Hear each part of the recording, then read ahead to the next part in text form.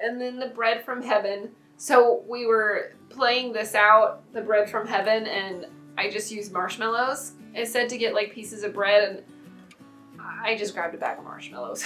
Because surely manna had to taste like marshmallows. Hi, welcome back to my channel. This is Christina at Homeschooling Grace. And today is another weekly update for week 9. So I was hoping to make an 8.2, I guess. But I ended up getting an eye infection, and then it turned into a sty, or it was a sty, and I don't know. I ended up on antibiotics, and my eye was so painful. So that's why I've been a little slower on videos lately, because I've been dealing with all this eye stuff. But it's finally healing. I still am scared to wear eye makeup again, but I'll get back to eye makeup again. Make sure you hit that subscribe button down below so that you get notified when I make my next videos. And hit the little bell button too. That's the one that notifies you. But hit the subscribe button so that it comes up on your feed. And also, I want to make sure, I'm going to add some links below about COPPA and the FTC. And if you don't know what I'm talking about, there's this big thing that's blowing up on YouTube all about creator content and YouTube creators and how child's content and all this stuff. I'm going to leave some links below with a video and a petition to sign and another website where you can go to write a comment to the FTC that they're reading through December 9th. So make sure you go and do that. Even if you're not a YouTube creator, if you're just a mom who loves resources that you can find through YouTube, especially for teaching your children. My goodness, I just think last week I used Schoolhouse Rock videos that I found on YouTube to help teach my daughter parts of speech. And so it's just, YouTube is an amazing place, and I just don't want it to go away. So, and I know you don't want it to go away either. So make sure that you sign that petition and write a comment to the FTC. So now let's actually get to the fun part, our weekly update. So I'm going to do it a little differently this time. I'm going to go from my preschooler to my 4th grader. So we'll see how this goes instead of the opposite. So we are moving at a snail's pace with my preschooler. And I'll show again, we're doing all aboard the animal train if you're new here. And we are only 2 days into week 2. So that's not very far. But I'm going to start out by sharing this. You can see this on our website.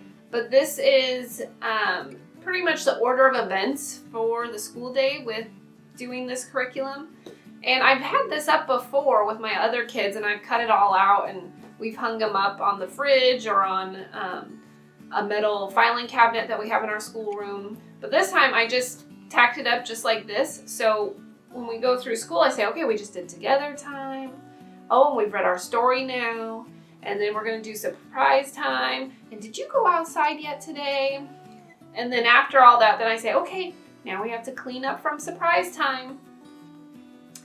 And so she's my first one to really enjoy this and to actually like, Mama, story time. We haven't done that.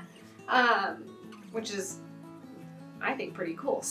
So, you know, you never know which kid is going to enjoy what parts of the curriculum. And this is my 3rd time teaching it. So I thought that was kind of a nice,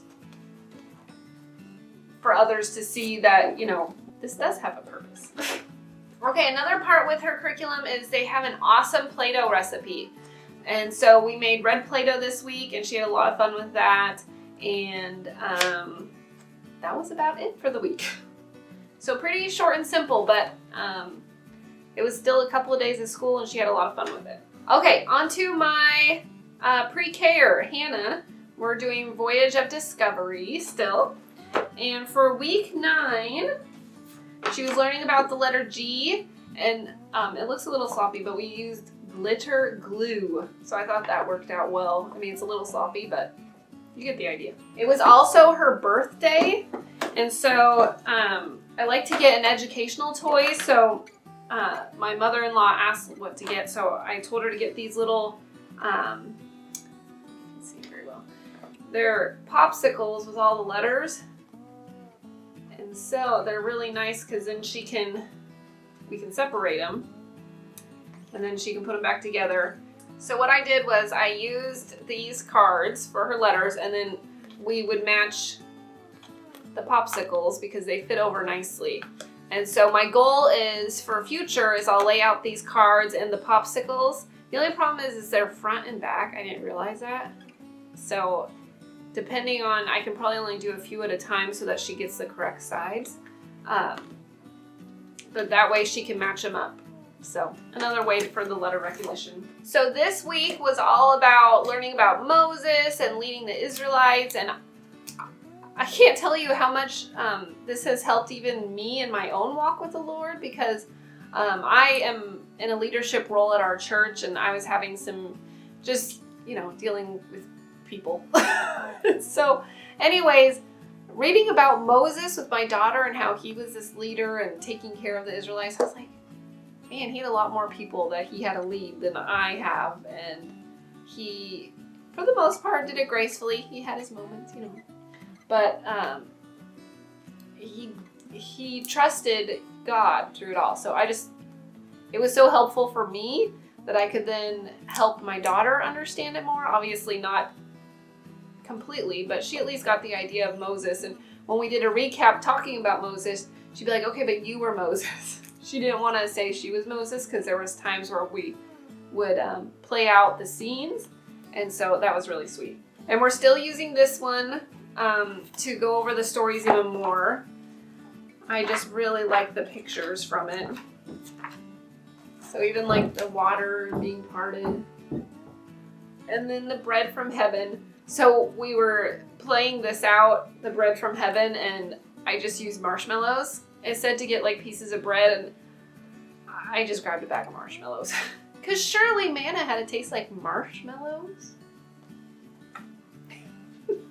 And I wanted to also share this book, Crossroads, A Character. This is such a sweet book to teach character qualities.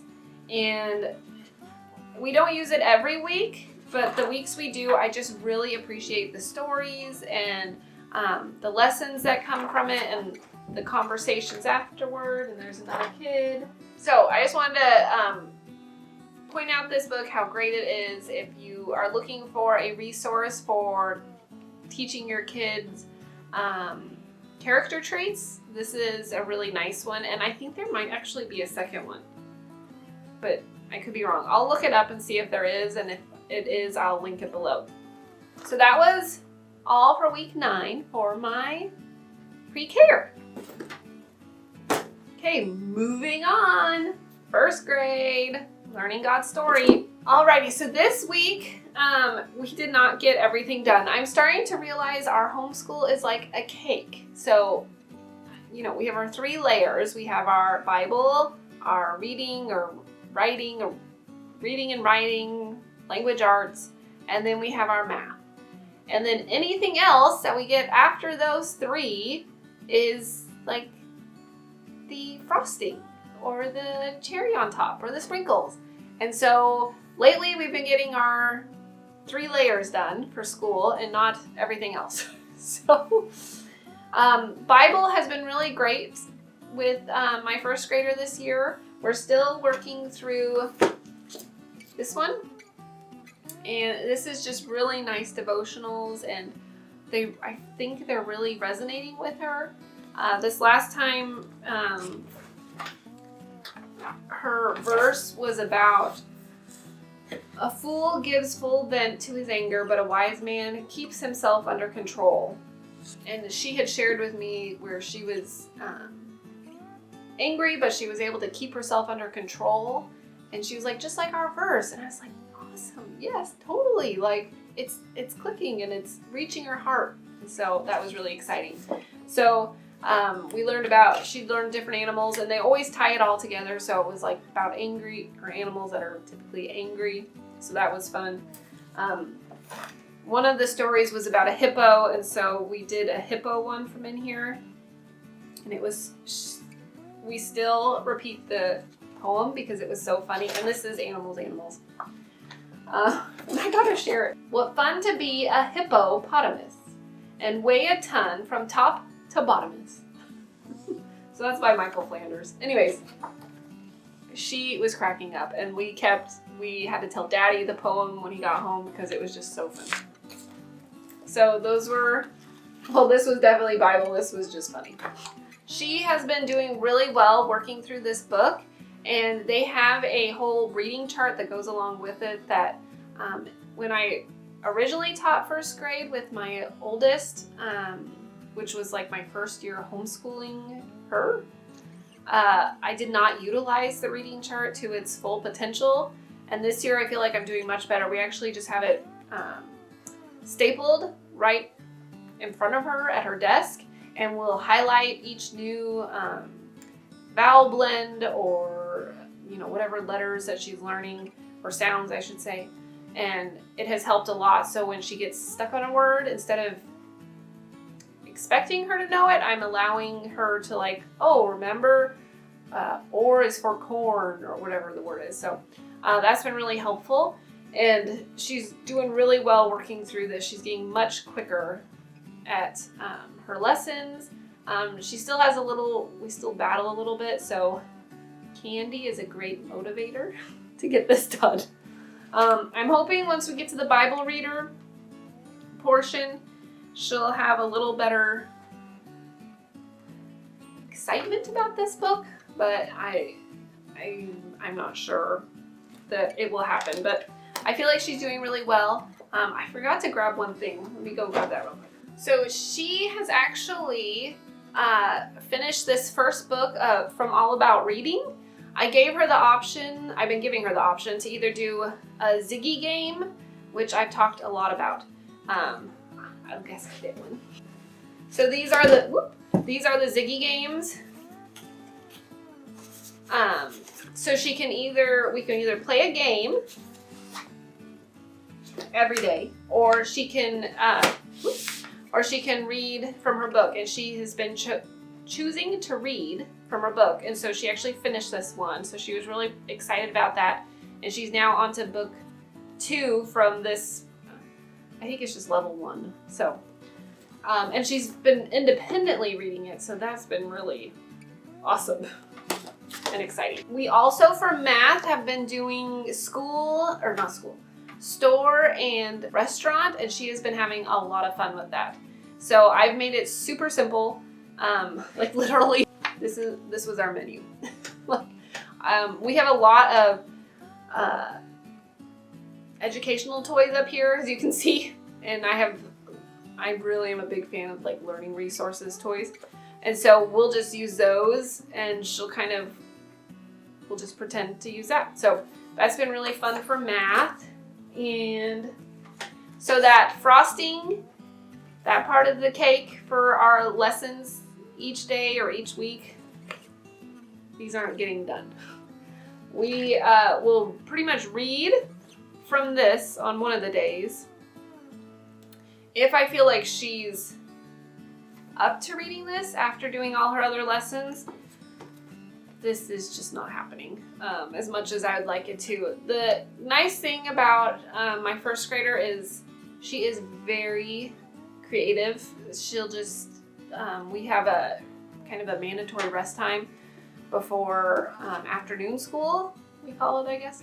And she will sit up here and craft. She loves making crafts. So she has been doing lots of other crafts, not necessarily a lessoned craft. But I mean, it's first grade. I don't think I remember any art from my first grade math. I don't remember any art from my first grade, so I don't necessarily feel like it's a requirement for first grade. It's just, again, like I said, that icing on the cake. And if we don't get it done, that's all right. It's like a muffin. Okay, moving on to my last one. So we're still in Creation to Greeks, week 9 for my 4th grader. And she's still working through the 10 Commandments, and she's doing really well with that. I wanted to share, I've noticed some people are not sure what dictionary to get. I found this at Goodwill. It's just a children's dictionary, and I actually have 2 different volumes of this. It's been helpful for her root words that she's had to work through, and we've been able to find the words. It might not be perfect, but she at least gets the definition, and we read through it and she can find it easily enough. So if you're looking for one, this is just a Scholastic. And I mean, if you find one of your local schools might be having a book fair, and they might have the forms where you could order one. So that's always an option. So for my 4th grader, those layers are a little thicker because we still have Bible and history. I really like to make sure we get our history done. And then her language arts, and then her math, and then science and art typically are those frosting on the cake. And I always hope that they'll get done. They don't always get done, but that's just what happens. For this week, neither of these got done. Because again, I had that eye infection, so I had more appointments, and so neither of these got done this last week. I did want to share, if you do have a daughter, this is a nice book for health to teach them, especially 4th grade to, I don't know, 6th grade probably. It's called The Care and Keeping of You. It's American Girl, and I feel like it's a very gentle way of explaining like puberty, all that stuff that not always fun to talk about, but it goes over a lot of it. We're not too far, I guess we're farther than I thought into it. So if you're looking for something that's simple, you can definitely, I recommend this for teaching health for your daughters. We're still working through writing skills. I'm still really liking this. I'm probably gonna share it every time because I just really, really like this. I may like this so much because this daughter really enjoys writing. If your child does not enjoy writing, this might be a really big struggle to get through. And I've seen people just skip it for 4th grade and wait till 5th grade. Because if they're not enjoying writing, it's not going to be fun because it's a lot of writing. So, but she is my storyteller, and so this has been really helpful to get out a clear thought and give her guidelines for writing. And so I really like this one still. Okay, so I thought, since I don't have very much to share for her this week, I thought I'd share, we're still working through the Golden Goblet. We're getting bored with this. We are so close to being done, or maybe not even. There's probably still 100 pages. Ugh, there's close to it. I feel like we're all getting bored with this, but my 1st grader, she actually still really likes this book. So we're still trucking along in it. We were supposed to have started this one and be like almost done or halfway done. I don't know. And I really am excited to start reading this one. We're 2 chapters in. But this series is excellent. I don't even know if it's a series, if it's just individual books. But by Patricia St. John. They're so good. And we found a video for the first one, the Tanglewood Secrets, I think is what it's called, on Amazon, and I'll try and link that below if you've read the book and didn't know there was a video. So my kids watch that. My daughter liked the book better, but that's typically with every book. People like the book better than the video or movie. So these are our 2 read louds. I will have to say, I wish I would have picked this Eloise Jarvis McGraw. She wrote Miriam of the Waters or something, I guess. Anyways, it was another historical fictional book, but based with a woman or a girl. And I think I should have picked that because my girls, I'm noticing, are not super fans of books. If it's the lead character is a boy, they're wanting to be able to relate better, which I totally understand. And so they want a girl as the lead character. And so I should have probably picked that instead of getting this one as our extra read aloud this year. I may still order it, but we'll see. So that was it this week. Every box was not checked, and that's totally okay. I've started deciding that if I can't get something done, we'll get done the next day, and if we have time, we'll go back and make up one of the things that we missed, like that icing on the cake that I had talked about. So either science or art, she can do 2 lessons for that day because they're pretty simple in this God in the history of art. So that has been our plan going forward. So it's worked out well. So we did not get her planned art done from this book, but we did. There are some art projects in this book, the Ancient Make It Work, Ancient Egypt. And so I was going to share, she made this really cool house.